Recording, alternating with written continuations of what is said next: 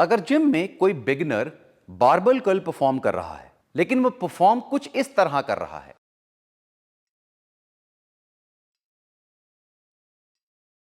तो आपको of course पता लग जाएगा कि ये जो बिगिनर है इसको मूवमेंट परफॉर्म नहीं करना आता और ये बहुत ज्यादा मोमेंटम का यूज कर रहा है। हाउएवर आपने बहुत सारे प्रोफेशनल लिफ्टर्स को देखा होगा कि कई बार वो भी मोमेंटम का डेलिबरेटली यूज करते हैं। फॉर एग्जाम्पल, अगर वेट बहुत हैवी है तो उस वेट को या उस टिकिंग पॉइंट को ओवरकम करने के लिए, लेट्स से बारबल कर्ल में बहुत हैवी वेट है, तो जहां पे उनका वेट स्टक होगा उसे ओवरकम करने के लिए वो भी मोमेंटम का यूज करते हैं। फॉर एग्जाम्पल, अगर यहां पे वेट स्टक हो रहा है तो वो भी पुल करेंगे, हल्का सा मोमेंटम यूज करेंगे।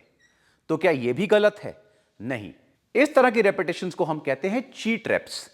और चीट रेप्स जो डेलिबरेटली परफॉर्म करी जा रही हैं और जैसे बिगिनर्स परफॉर्म करते हैं उनमें बहुत फर्क होता है। अब जब हम चीट रेप्स की बात करते हैं तो चाहे वो इंटेंशनली करी जाए या अनइंटेंशनल तरीके से करी जाए, दोनों के केसेस में एक्सटर्नल मोमेंटम का यूज होता है। और ये जो मोमेंटम होती है ये वो मसल सप्लाई करती है जो जनरली उस पर्टिकुलर मूवमेंट को परफॉर्म करने में यूज नहीं होती है। इसके कुछ और भी एग्जांपल लेते हैं। लेट्स से हम एक मिलिट्री प्रेस परफॉर्म कर रहे हैं जहां पे बारबल को हम स्ट्रेट पुश एंड डाउन।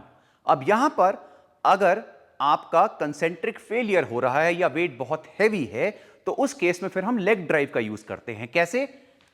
ऐसे। तो ये हमने क्या किया? ये हमने उन मसल्स का यूज किया मोमेंटम को क्रिएट करने में जो मसल्स जनरली मिलिट्री प्रेस में इन्वॉल्व नहीं है, जो है हमारी लोअर बॉडी की मसल्स। इसी तरह एक और एग्जांपल है टी बार या बेंट ओवर रो, जहां पे आइडियली जो आपकी मूवमेंट होगी वो कुछ इस तरह से होगी। लेकिन कई बार जब वेट बहुत हैवी होता है या हम फेलियर हिट कर रहे होते हैं कि लास्ट के कुछ रेपिटेशंस को पुल करने के लिए, कंप्लीट करने के लिए हमें अपने टॉर्सो को मूव करना पड़ता है।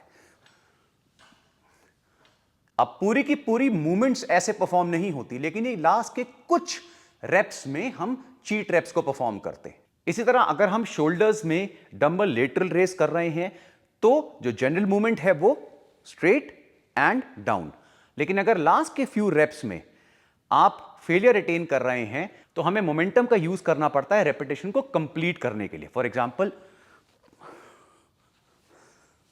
तो जो इस तरह की मोमेंटम होती है ये डेलिबरेट मोमेंटम है जिसको हम लास्ट फ्यू रेप्स में यूज करते हैं उन रेपिटेशंस को कंप्लीट करने के लिए, या फिर अगर हमारा मसल फेलियर अटेन कर लेता है तो उस फेलियर के बियॉन्ड जाने के लिए। ऑल्सो जब हम चीट रेप्स की बात करते हैं तो एक तो तरीका हमने देखा जिसमें हम मोमेंटम का यूज कर रहे हैं, और सेकंड तरीका होता है कि अगर आपका कोई पार्टनर है वो आपको थोड़ा सा सपोर्ट देगा ताकि आप रेपिटेशन को कंप्लीट कर पाएं। आइडियली वो भी चीट रेप्स के अंडर ही आता है, लेकिन ये एक डिफरेंट मेथड है। हाउएवर, इस तरह की जो चीट रेप्स होते हैं इनको डेलिबरेटली, कॉन्शियसली परफॉर्म करा जाता है और इस तरह की रेपिटेशंस को बिगिनर्स को परफॉर्म करने से बिल्कुल मना करा जाता है, क्योंकि बिगिनर्स सही मूवमेंट में और चीट रेप्स में डिफरेंशिएट नहीं कर पाते हैं। उनकी न्यूरोमस्कुलर एफिशिएंसी अभी इतनी नहीं होती है कि वो समझ सके कि मसल्स को किस तरह से एंगेज करना है और किस तरह से सेफली चीट रेप्स को परफॉर्म करना है। ऑल्सो अगर आप एक्सपीरियंस लिफ्टर भी हैं तो भी चीट रेप्स में ओवरडू करना बहुत डेंजरस हो सकता है। अगर वेट बहुत ज्यादा है और आपको लग रहा है कि मोमेंटम बहुत ज्यादा यूज करना पड़ रहा है तो उस केस में बेटर है कि या तो आप पार्शियल रेप परफॉर्म करें या रेस्ट पॉज सेट करें, या फिर उसके अलावा किसी ट्रेनिंग पार्टनर से भी आप हेल्प ले सकते हैं, क्योंकि अगर उस केस में आप एक्सेसिव मोमेंटम यूज करने की कोशिश करेंगे तो वहां इंजरी होने के चांसेस बहुत ज्यादा होते हैं। मोमेंटम जो होता है ये रेजिस्टेंस ट्रेनिंग में एक बहुत इंपॉर्टेंट फैक्टर है, और मोमेंटम को अगर सही तरीके से यूज किया जाए तो आप नॉर्मल से हेवियर वेट्स को लिफ्ट कर पाएंगे। जैसे हमने देखा कि काफी सारी मूवमेंट्स ऐसी हैं जिसमें आप चीट रेप्स को एंड में परफॉर्म कर सकते हैं। अगर आप बिगनर हैं तो आप परफॉर्म मत करिए, लेकिन कुछ मूवमेंट्स ऐसी होती हैं जिसमें मोमेंटम के बिना आप रेपिटेशन परफॉर्म ही नहीं कर पाएंगे। For example, clean and jerk या स्नैच मूवमेंट जो वेट लिफ्टिंग में यूज होती है, वहां पे अगर आप पुलिंग फेज में मोमेंटम का यूज नहीं करेंगे तो आप बारबल को पुल ही नहीं कर पाएंगे। ऑल्सो मोमेंटम का यूज पावर लिफ्टर्स या वेट लिफ्टर्स बहुत ही जुडिशियसली करते हैं अपने स्टिकिंग पॉइंट को ओवरकम करने के लिए। लेट्स से बेंच प्रेस करते समय एक ऐसा पॉइंट है जहां पर अक्सर वो स्टक हो जाते हैं, तो वो जो स्टिकिंग पॉइंट है उसको ओवरकम करने के लिए वो मोमेंटम का यूज करते हैं, और बाकी टेक्निक्स भी होती हैं। क्या इस फिनोमिना के ऊपर कोई स्टडी हुई है? बहुत ज्यादा नहीं, लेकिन एक स्टडी में काफी अच्छी कंक्लूजन निकल कर आए हैं।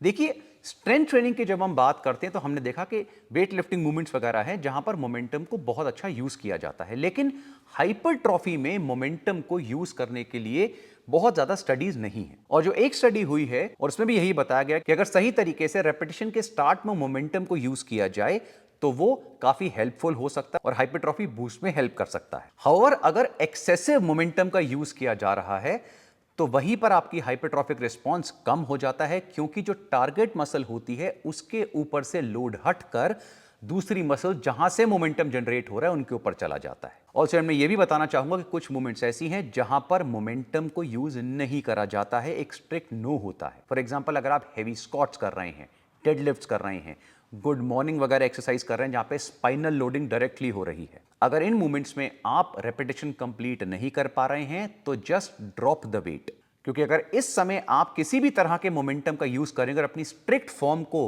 हिलाने की कोशिश करेंगे तो इंजरी के चांसेस श्योर शॉट हो जाते हैं। तो आई होप चीट रेप्स क्या है इसके बारे में आपको समझ में आया होगा, और ऐसे बहुत सारे अमेजिंग वीडियोस के लिए देखते रहिए वी आर स्टूपिड।